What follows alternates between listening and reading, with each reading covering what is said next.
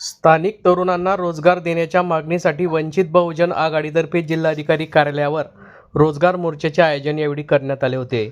भर पावसात जिल्हाधिकारी कार्यालयासमोर रस्त्यावर वंचित बहुजन आघाडीच्या कार्यकर्त्यांनी ठिय्या आंदोलन केले।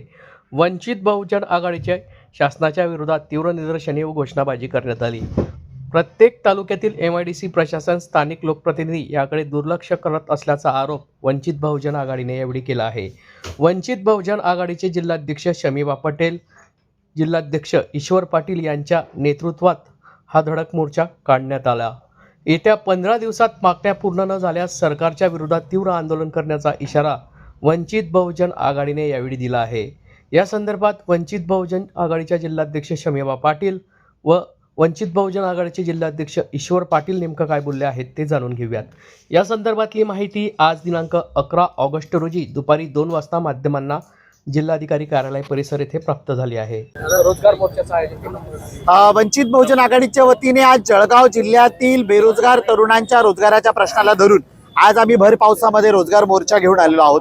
सगळ्यात महत्त्वाची गोष्ट की जळगाव सारखा समृद्ध सदन असलेला जिल्हा, 11 आमदार आहेत, 3 मंत्री आहेत, पण या जिल्ह्यामध्ये 11 आमदार, 3 मंत्री, पालकमंत्री महोदय असतील, गिरीश महाजनांसारखे स्वतःची एक ताकद असलेले मंत्री जे म्हणवतात तर ते आहेत, पण या जिल्ह्यातील तरुणांच्या बेरोजगारीचा प्रश्न सुटताना दिसत नाहीये। दीपनगर प्रकल्प बाधित असलेल्या 27 गावांमधील तरुणांना दुसरीकडे सैरभैर व्हायला लागतंय, पण तिथे आमदारांच्या आणि ठेकेदारांच्या मनमानी कारभारामुळे एकच मजूर 3 ठिकाणी दाखवून ज्या ठिकाणी प्रशासनाचा पैसा उकळला जातोय पण खऱ्या अर्थाने रोजगाराला मुलांना घेतलं जात नाहीये।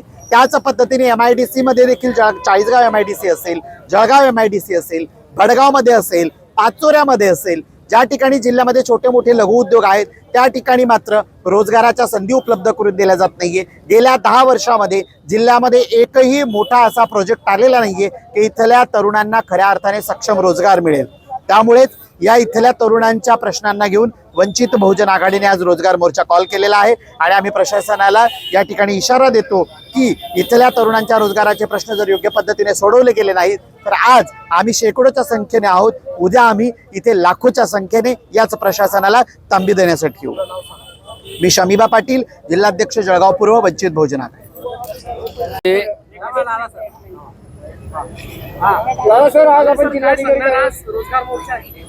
आज भर पावसामध्ये संपूर्ण जिल्ह्यामधून बरेचसे युवक आपण बघत आहोत की रोजगारासाठी इथे आलेले आहेत मोर्चासाठी। आपल्या जिल्ह्यामध्ये जेवढेही 11 आमदार आहेत पालकमंत्र्यासकट, या सर्व आमदारांची इच्छा आहे की बेरोजगार फक्त त्यांच्या मागे कार्यकर्ते म्हणून राहावे, यांना रोजगार उपलब्ध करून देता कामा नये आणि हे कार्यकर्ते फक्त त्यांच्या मागे फिरावे, म्हणून यांनी कुठल्याही प्रकारच्या इथे कुठलाही मोठा असा फॅक्टरी किंवा प्रोजेक्ट आणलेला नाहीये। विशेष करून पालकमंत्री असतील, गिरीश भाऊ असतील, हे सक्षम आहेत। इथे 3 मंत्री आहेत, केंद्रात 1 मंत्री आहे, तरी सुद्धा या जिल्ह्यामध्ये रोजगार नाही। आपण बघू शकता की हजारोच्या संख्येने इथे रोजगार उपलब्ध झाले की जे लोक रोजगारासाठी, पाणी आमचं, महाराष्ट्र आमचा, वीज आमची, भूमी आमची पूर्ण महाराष्ट्रात घेतली जाते आणि संपूर्ण महाराष्ट्रात जर पाहिलं जळगाव सकट तर MP UPत इथे रोजगार भरले जातात। MP UPचे मुलं जर रोजगार करतील तर महाराष्ट्रात भुके मरतील। कुठे यातली महाराष्ट्रातली मुलं? आता ही कंडिशन आहे। भविष्यामध्ये येणाऱ्या 2029च्या निवडणुकांमध्ये याचा विपरीत परिणाम 100% BJPला दिसेलच।